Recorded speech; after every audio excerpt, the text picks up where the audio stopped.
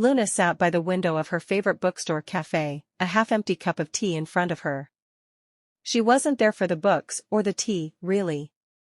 She was there for him. Every Friday, like clockwork, he'd walk in. Tall, a bit scruffy, always carrying a battered notebook under his arm. He'd order black coffee, take the corner seat, and disappear into his writing. Luna had noticed him weeks ago.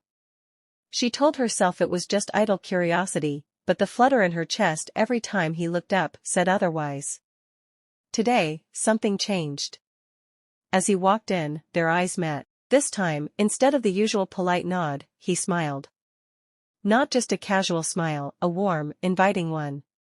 Luna's heart stuttered, and before she could think, she looked down at her tea, pretending to be engrossed. Moments later, she heard a chair scrape against the floor.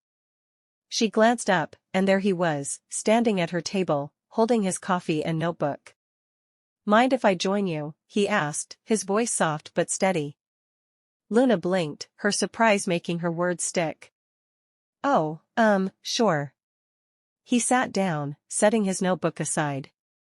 "I'm Nathan," he said, extending his hand. "Luna," she replied, shaking it lightly. For a moment, they sat in comfortable silence. Then he nodded toward her table. "I noticed you here before. Always by the window." She flushed. "I like the light." "And I like the view," he said, his eyes meeting hers again. Her breath caught. Was he talking about the street outside, or her? As they talked, the world around them blurred. She learned he was a writer, chasing the perfect story, and he learned she was a designer, finding beauty in the details. When the cafe started to close, he hesitated before standing. "Luna," he said, "would you like to grab coffee again?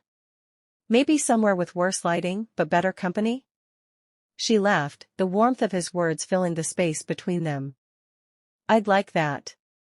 As they walked out together, Luna realized that sometimes, the smallest gestures, a smile, a question, could change everything.